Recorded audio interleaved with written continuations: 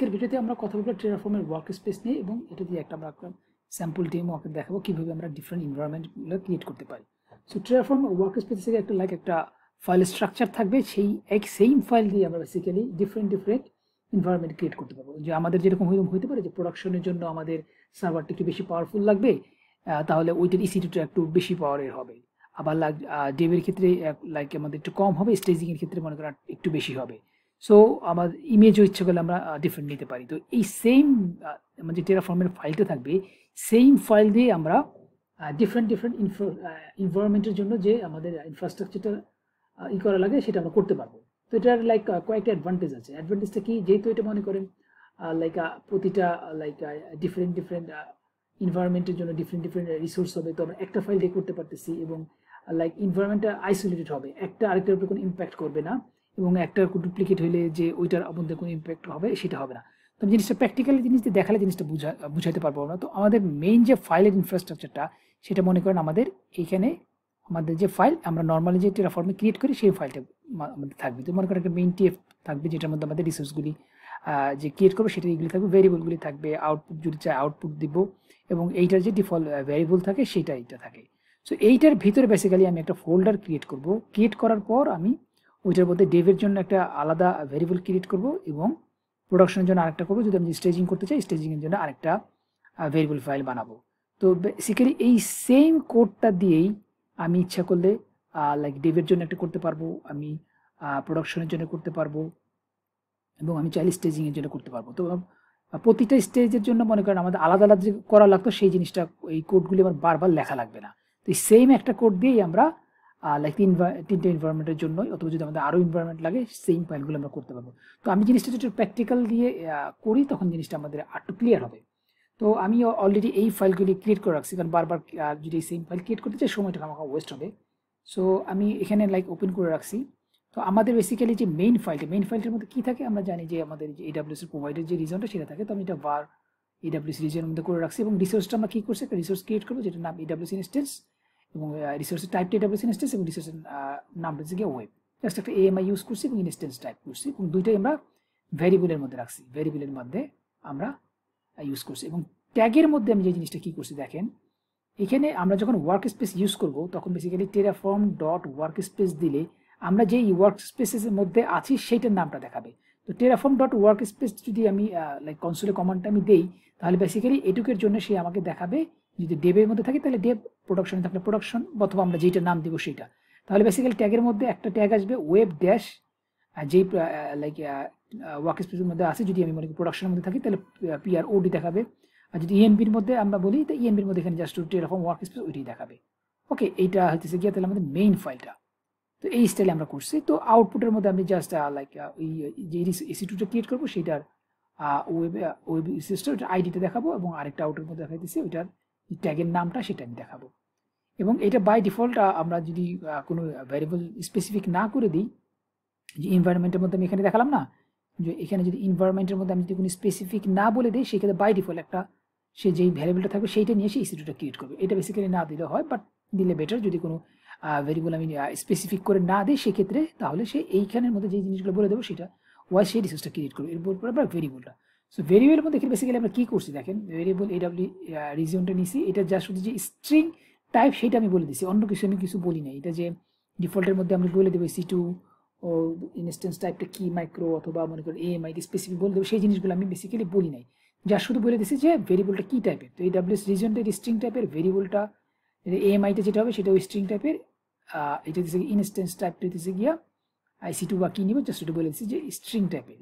তো আমি এখন যেটা করব, তো মানে মেইন ইনফ্রাস্ট্রাকচারটা ক্রিয়েট করে রাখছি, আমি এখন যা শুধু ওয়ার্ক স্পেস ক্রিয়েট করতে গেলে কী কী জিনিস করতে হয় সেই জিনিসটা আমরা করবো। তো আমাদের যেটা প্রথমেই করতে হবে, আমরা এই লোকেশনে একটা ফোল্ডার ক্রিয়েট করবো। যদি একটা নাম দেয় ENV নাম দিলাম বেস্ট। সো ENVর ভিতরে আমি কী করবো, ENVর ভিতরে আমি এখন একটা ডেভের জন্য একটা এবং প্রোডাকশনের জন্য দুইটা ফাইল ক্রিয়েট করবো। তো আমি নাম দিই dev.tf.vars। তো আমরা জানি আমাদের নামটা এরকম দিতে হয়। তো এইটার মধ্যে বেসিক্যালি আমরা এখন বলে দেবো যে আমরা যে রিসোর্সগুলি ক্রিয়েট করতে চাই সেটা ওয়াইজ। তো আমাদের এইখানে ভারের মধ্যে আমরা জানি এই TF ভারের মধ্যে মনে করেন আমরা এই জিনিসগুলি কপি করে নিয়ে যাই। আমি ডেভের মধ্যে এখানে যেটা বলে দেবো বেসিক্যালি সেইটাই হবে। সো আমি লাইক ডেভের ক্ষেত্রে আমাদের এই এমআইটাই থাকলো, টিটো ই থাকলো। ওকে, সো আমি লাইক কি বলে আরেকটা ফাইল ক্রিয়েট করবো প্রোডাকশনের জন্য, নাম দিলাম PROD TF পার্স। ওকে, সো এইটার মধ্যে বেসিক্যালি সেমই থাকলো। এখন মনে করেন আমি চাইলাম যে এইটার সার্ভারটা লাইক T2 ন্যানো থাকলো। সো আগেরটা কি ছিল, আগেরটা মনে করেন T2 মাইক্রো দিই। সো দুই রকম সার্ভার থাকলো, এবং আমি যদি চাই লাইক এমআইটাও ডিফারেন্ট দিতে পারি, বা আমার যদি অন্য কোনো রিকোয়ারমেন্ট থাকে সেটা আমি করতে পারি। জাস্ট আমি লাইক দুটা আলাদা যে হইতেছে ক্রিয়েট হইতেছে এটা বোঝানোর জন্য। তো আমি তাহলে ডেভের মধ্যে দিছি T2 মাইক্রো, সেভ করি। প্রোডাকশনের মধ্যে আমি দিছি T2 ন্যানো। সো তাহলে সেম এই ফাইলটা দিয়েই আমরা দুই ধরনের এনভায়রনমেন্টের ক্রিয়েট করব। ওকে, সো আমি তাহলে আমাদের এই কনসোলে যাই। সো কনসোলের মধ্যে বেসিক্যালি আমাদের যে ফাইলগুলো আছে সেটা আমি নতুন ফাইলটা ক্রিয়েট করেছি, ENV ফোল্ডারটা ক্রিয়েট করেছি। তো ক্যাট ENVর মধ্যে যদি আমি যাই, তো ডেভের জন্য যদি আমি যাই, একটা ফাইল ক্রিয়েট করছি, এবং প্রোডাকশনের জন্য যাই তাহলে আমরা আরেকটা ফাইল ক্রিয়েট। তো আমরা জানি যে টেরাফর্ম ফাইল লাইক রান করার জন্য আমাদের টেরাফর্ম ইনিটাকে লিখতে হয়। টেরাফর্ম ইনিট আমি দিই।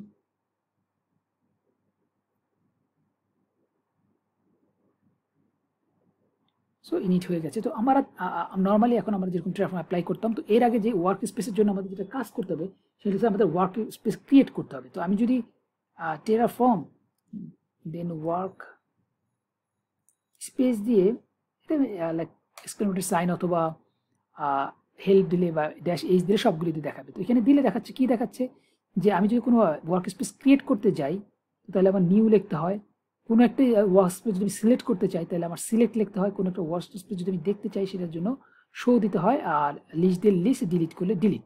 ওকে, তো তাহলে আমরা হচ্ছে গিয়া ওয়ার্ক স্পেস ক্রিয়েট করবো। তো আমি কি করবো, টেরাফর্ম ওয়ার্ক স্পেস আমি যদি এখানে লিস্ট দিই, তো বাই ডিফল্ট বেসিক্যালি ডিফল্ট একটা ওয়ার্ক স্পেস করা থাকে, আমাদের যে প্রোগ্রামগুলি হয় ডিফল্টের মধ্যে হয়। তো এখানে শুধু ডিফল্টটা থাকবে, লিস্টে দিলে ডিফল্টগুলি দেখাবে।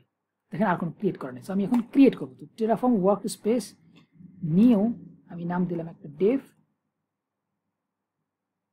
এবং আরেকটা নাম দিলাম কট।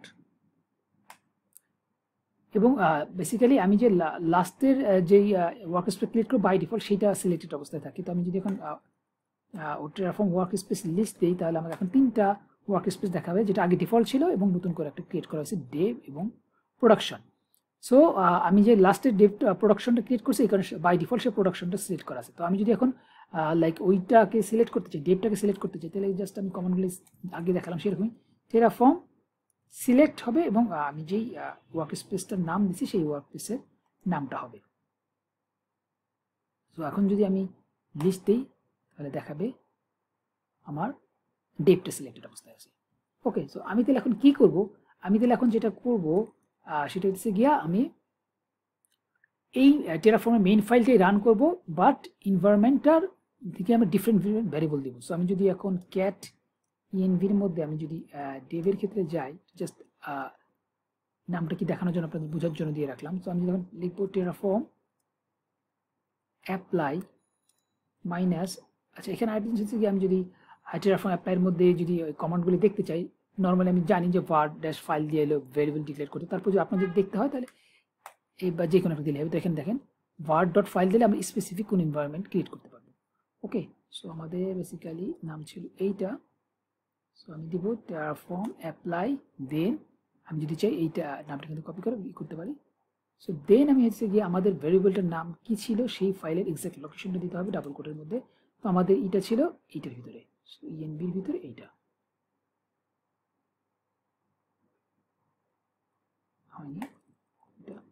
আমি লিখে দিই ENVর ভিতরে আমাদের বেসিক্যালি ছিল dev ডট tf পার্স।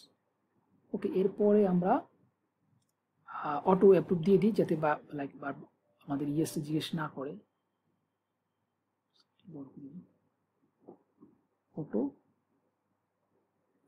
ওকে, তাহলে আমি কি করলাম, নর্মালি আমরা যেরকম টেরাফর্ম ফাইল ক্রিয়েট করি সেরকম টেরাফর্ম অ্যাপ্লাই লিখছি, জাস্ট নতুন যেটা আমি দিছি সেটা হচ্ছে গিয়া var dash ফাইল দিয়া কোন ভেরিয়েবলের ফাইলটা সে নিবে সেই লোকেশনটা দিয়ে দিচ্ছি। ওকে, এন্টার দিই। সো দেখেন কি হয় বেসিক্যালি।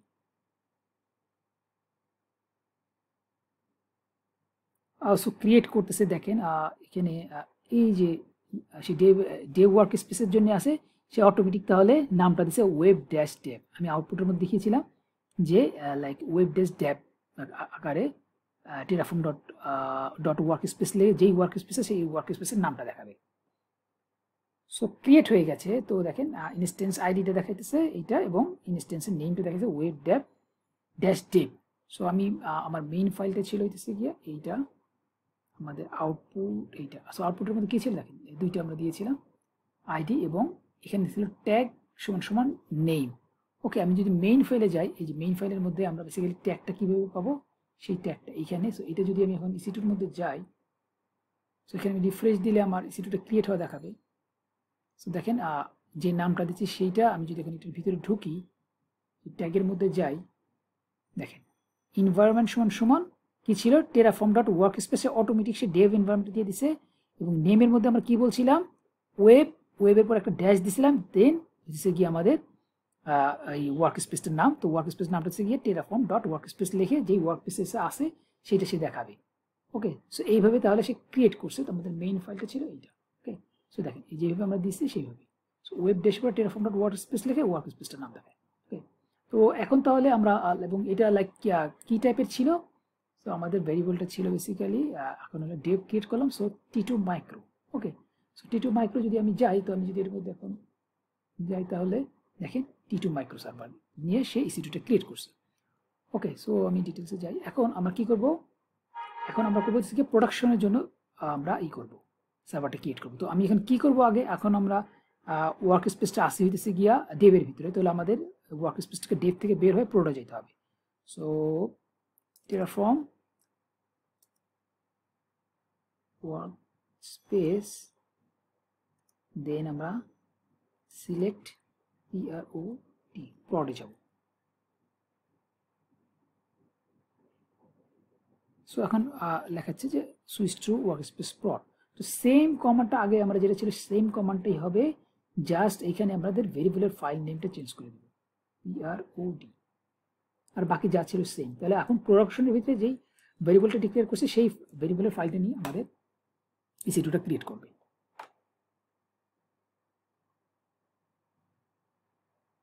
সো দেখেন এখন সে অটোমেটিক সেই ইনস্ট্যান্সের নামটা দিয়েছে ওয়েব ড্যাশ যেই ওয়ার্ক স্পেসের মধ্যে আছে সেইটা। একটু ওয়েট করি।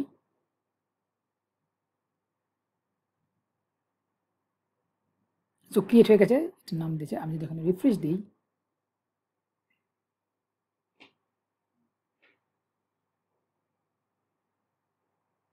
সো দেখেন নতুন যেটা ক্রিয়েট হয়েছে সেটা হচ্ছে গিয়া ওয়েব ড্যাশপ্রড, এবং এর EC2টা একটা কি নিয়েছে T2 ন্যানো। সো দেখেন তাহলে আমরা ডিফারেন্ট সার্ভারটা নিলাম, ডিফারেন্ট টাইপের সার্ভারটা নিলাম, ওই যেহেতু ওই ভেরিয়েবলের মধ্যে আমরা ডিক্লেয়ার করেছি T2 ন্যানো। এবং আমি যদি এখানে ট্যাগের মধ্যে যাই, দেখেন ট্যাগের মধ্যে ট্যাগ নেমটা ডিফারেন্ট হবে, এনভায়রনমেন্ট এটা প্রড এবং নেমের মধ্যে ওয়েব ড্যাশ প্রড।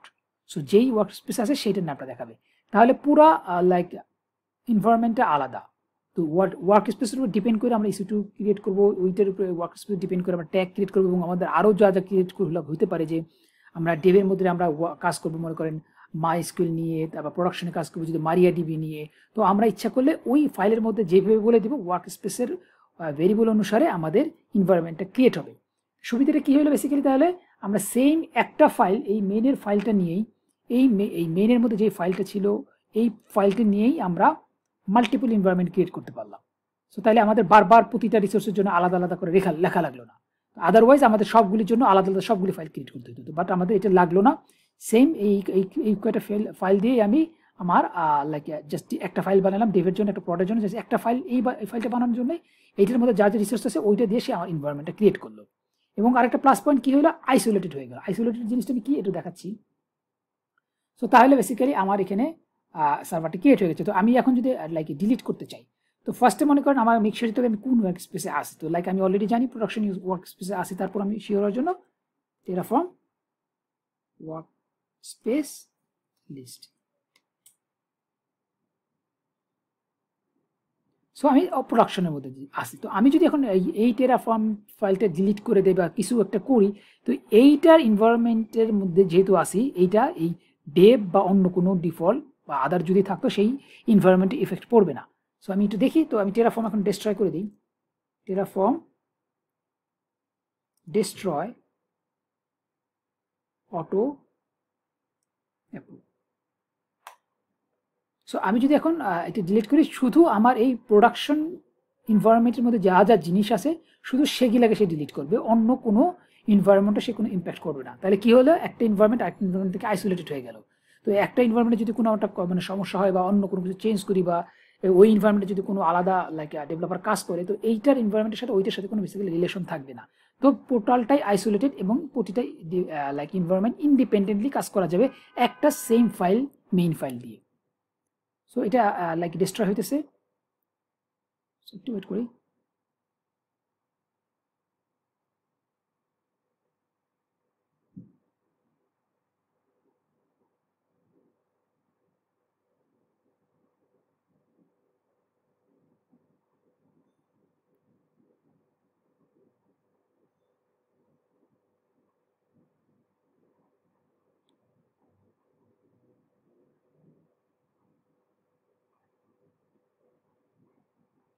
আপনাদের আমি আরেকটা কমান্ড দেখাচ্ছি, যেটা মনে করেন আমি যেই ইয়ের মধ্যে আছি, যেই ওয়ার্ক স্পেসে আছি, সেইটা যে টেরাফর্ম ডট ওয়ার্ক স্পেস লিখলে ওই নামটা যে দেখা, ওইটা একটু দেখাচ্ছি। তো দেখেন এখানে লাইক এটি ডিস্ট্রয় হয়ে গেছে। তো আমি যদি এখন যাই, তো আমাকে ওই প্রডে আমরা ছিলাম, তো প্রডটাকে সে টার্মিনেট করে দিবে এবং এখান থেকে চলে যাবে।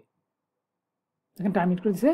সো আমার শুধু এই একটা রানিং আছে ডেভেলপমেন্ট এনভায়রনমেন্টটা, এবং এটার সাথে কোনো ইম্প্যাক্টই পড়েনি। সো একটা আরেকটাকে কোনো ইম্প্যাক্ট করবে না। তো আমি একদিন যেটা কথা বলতেছিলাম যে আমি যেই এনভায়রনমেন্টে আছি সেটা যদি দেখতে চাই, সো আমি এখন লাইক টেরাফর্ম ডট ওয়ার্ক লিস্ট দিলে আমি প্রোডাকশন ওয়ার্ক স্পেসের মধ্যে আছি। তো এইটা যদি বেসিক্যালি দেখতে চাই, আমি একটা দেখাইতে পারি। টেরাফর্ম কনসোল লিখি, কনসোলের মধ্যে প্রোগ্রাম মানে যে কোনো কমান্ড লিখে রান করতে পারি, ফাংশন টাংশন যে ফাইলে রান করতে পারি। তো এখানে যদি আমি এখন টেরাফর্ম ডট ওয়ার্ক স্পেস লিখি, তা স্পেলিং ভুল,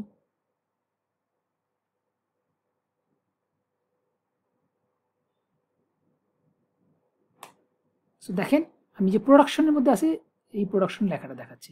তো আমরা যে আমাদের ফাইলের মধ্যে দিয়ে আসলাম টেরাফর্ম ডট ওয়ার্ক স্পেস, তো ওইটা দিলে সে যেই প্রোডাকশন এনভায়রনমেন্টের মধ্যে আছে যেই ওয়ার্ক স্পেসের নাম সেটা বেসিক্যালি দেখাইতেছে। সো আমরা যেরকম এখানে করছিলাম মেইনের মধ্যে যে টেরাফর্ম ডট ওয়ার্ক স্পেস লিখলে যেটা আসতো সেটি বেসিক্যালি আমাদের এখানে আসলো। সো এইভাবে তাইলে আমরা বেসিক্যালি ওয়ার্ক স্পেসটা ডিফাইন করতে পারি। সো আমি এখন এখানে এক্সিট হয়ে গেলাম। সো আমাদের আমরা হলো গিয়া প্রোডাকশনের ভিতরে আছি। তো আমি এখন এই এনভায়রনমেন্টে কোনো কিছু নাই। কিন্তু আরেকটা জিনিস দেখার দরকার ছিল, সেটা হচ্ছে কি আমি যদি এলএল দিই আমার ফাইলটা, আমরা নর্মাল যদি টেরাফর্মের স্টেট ফাইলটা ক্রিয়েট করি, তো normal dot Terraform dot TF state এখানেই থাকে। কিন্তু যখন আমরা ওয়ার্ক স্পেস দিয়ে ক্রিয়েট করবো, তখন সে কী করে, Terraform dot TF space dot D দিয়ে সে বেসিক্যালি একটা ফোল্ডার ক্রিয়েট করে, ওই ফোল্ডারের ভিতরে সে এই প্রতিটা ওয়ার্ক স্পেসের জন্য আলাদা আলাদা করে টিএফ স্টেট ফাইলটা ক্রিয়েট করে। যেরকম ডেভের জন্য একটা আলাদা থাকবে, প্রডের জন্য একটা আলাদা, স্টেজিং থাকলে আলাদা। আমি যদি ফাইলটা একটু দেখি ডট ডি, দেখেন এখানে দুইটা ফোল্ডার অলরেডি ক্রিয়েট করছে, ডেভের জন্য একটা, প্রোডাকশনের জন্য একটা। সো আমরা অলরেডি মানে প্রোডাকশনটা ডিলিট করে ফেলছি। তো এটার মধ্যে এখন যদি যাই তাহলে বেসিক্যালি রিসোর্সটা দেখাবে না, কারণ অলরেডি রিসোর্সটা আমরা ডিলিট করে ফেলছি। তো ক্যাটে যাই সেটা দেখার জন্য, দেখেন এটার মধ্যে কোনো রিসোর্স নাই। বাট আমি যদি ডেভের মধ্যে যাই, ডেভের সার্ভারটা অলরেডি আছে, তো ওইটার যে লিস্টগুলি আছে সব ইনফরমেশনগুলি দেখাচ্ছে। তাহলে যেটা বুঝলাম যে এই স্টেট ফাইলটাও বেসিক্যালি একটু ডিফারেন্ট করে একটা ফোল্ডার ক্রিয়েট করে, ফোল্ডারটার নাম হবে যা শুধু ডট টি এক্সটা হবে। তো Terraform dot TF state dot D একটা ফোল্ডার ক্রিয়েট করবে, ওইটার মধ্যে সে একটা ফোল্ডার বানাবে, ফোল্ডার বানাইয়া ওইটার মধ্যে আলাদা আলাদা ওয়ার্ক স্পেসের জন্য, আলাদা আলাদা এনভায়রনমেন্টের জন্য সে আলাদা আলাদা স্টেট ফাইল ক্রিয়েট করবে। ওকে, সো আমাদের এখন যদি ওই কি বলে ডেভেলপমেন্টের সার্ভারটাকে ডিলিট করতে, তাহলে আমাদের এই ওয়ার্ক স্পেস থেকে ওই ওয়ার্ক স্পেসে মুভ করতে হবে। তো ওয়ার্ক স্পেস মুভ করার কমান্ডটা আমরা অলরেডি জানি যে সিলেক্ট লিখে ওয়ার্ক স্পেসের নামটা দিলে হয়ে যায়। তো তাহলে টেরাফর্ম ওয়ার্ক স্পেস সিলেক্ট আমরা যাব ডেভে। সো দেখেন সুইচ টু ডেভ। এখন আমরা বেসিক্যালি ইচ্ছা করতে পারবো টেরাফর্ম ডিস্ট্রয় দেন দিয়ে দিই। সো এখন তাহলে কি করবে, সে এই ডেভ এনভায়রনমেন্টের মধ্যে যা যা রিসোর্সগুলি আমাদের থাকে বেসিক্যালি সবগুলি সে ডিলিট করে দিবে। সো এটা হয়তো সেম একটু 1-2 মিনিট ওয়েট লাগবে, তো আমি 1-2 মিনিট ওয়েট করতে হবে, তো একটু ভিডিওটা পজ দিচ্ছি। সো ডিলিট হয়ে গেছে, লাইক 2 মিনিট ওয়েট করার পর ডিলিট হয়ে গেছে। আমি যদি যখন কনসোলে যাই, সো এখন আমার এটা বেসিক্যালি থাকবে না। সো টার্মিনেট হয়ে গেছে, বের হয়ে গেছে। তো আমাদের এখন তাহলে দুইটা লাইক এনভায়রনমেন্টের যা যা রিসোর্স ছিল সবগুলি আমরা ডিলিট করে দিচ্ছি। তো আমি যদি এখন চাই যে লাইক টেরাফর্ম ওয়ার্ক স্পেসগুলো কীভাবে ডিলিট করতে হয় সেটা করার জন্য দেখিয়ে দিই। তো টেরাফর্ম ওয়ার্ক স্পেস কমান্ডগুলো আমরা দেখেছি, টেরাফর্ম ওয়ার্ক স্পেস -h বা কোশ্চেন সাইন দিলে আমাকে দেখায়। তো টেরাফর্ম ওয়ার্ক স্পেস ডিলিট করার জন্য আমরা এখন আছি ডেবের মধ্যে, তো ডেবের মধ্যে থাকলে ওটা করা যাবে না, ফোর্সফুলি করতে হবে, তো প্রোডাকশনটা ডিলিট করি। সো এটা ডিলিট হয়ে গেছে। তো আমি যদি লাইক ডেবেটে ডিলিট করতে চাই, সেই ক্ষেত্রে আমার বেটার থেকে আমি সুইচ করি, সিলেক্ট আমি ডিফল্টে যাই,